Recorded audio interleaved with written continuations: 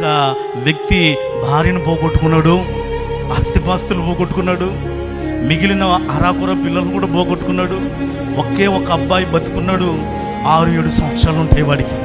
ఇక ఆ ఊరిలో తలెత్తుకుని తిరగలేక ఇక ఏదన్నా పక్క ఊరు వెళ్ళిపోయి మరలా నూతన జీవితం ప్రారంభించుదాం, ఈ చచ్చిపోయిన విషాదాలతో ఇక్కడుండి మనసును గాయం చేసుకోవడం ఎందుకందుకో వీడొక్కడ ఉన్నాడు, వీడిని బాగా పెంచుతామని భుజం మీద వేసుకున్నాడండి.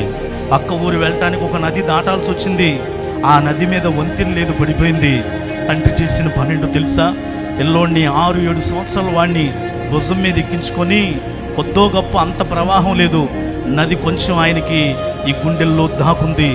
నదిలో నడవడం మొదలుపెట్టాడట. పైన కూర్చున్న 6-7 ఏళ్ల కుమారుడు కొంచెం ముందలకు నడిచిందాక బాగానే ఉన్నాడు. మధ్యలోకి రాగానే భయంతో డాడీని గట్టిగా పట్టుకోవడం మొదలుపెట్టాడట. కొంచెం ముందలకు వెళ్ళగానే ఆ నీటి ప్రవాహానికి భయపడిపోయి పిల్లోడు నానా నానా అంటూ ఏడవడం మొదలుపెట్టాడట. నదిలోనికి రాగానే నాన్న చేసిన పన్నెండు తెలుసా? నడక ఆపేసి నదిలో కొడుకు వైపు చూసి ఇలాగ అన్నాడట, హే నువ్వు నీళ్ళను చూడుతురా, నా కళ్ళను చూడు. నువ్వు నీళ్ళను చూడొద్దురా, నా కళ్ళను చూడరా.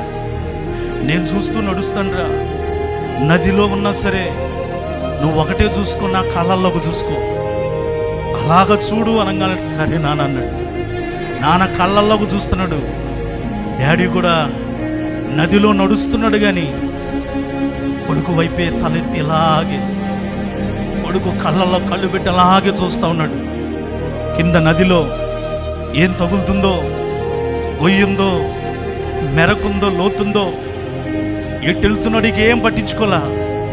భారాన్నంతా దేవుని మీద ప్రభువా, నది వలె క్షేమం అన్నావుగా, వీడినొక్కన నాకు ఇచ్చావు, వీడి మూలాన్ని ఏదో అద్భుతం చేయాలనుకుంటున్నావు కనుక ఈ నదిలో పడి వెళుతున్నా నాకు సమాధానం కావాలి. వీడి కలవరంతో ఉన్నాడు. కొడుకు కళ్ళల్లో కళ్ళు పెట్టి, కుమారుడు కూడా నాన్న కళ్ళల్లో కళ్ళు పెట్టారు. నది ఎలా దాటారు వాళ్ళకి తెలియదు. క్షేమంగా సమాధానంగా నది దాటి పక్కకు వచ్చారు. ప్రియులరా, పిల్లోళ్ళు ఎక్కడ లేని ధైర్యం వచ్చింది. నది అవతల ఉన్న చిన్న గ్రామంలో నివాసాన్ని ఏర్పాటు చేసి ఉన్నతమైన చదువులు చదివించి ఆ కుమారుని గొప్ప ఉద్యోగస్తుడిగా మార్చుకోండి ప్రియులు.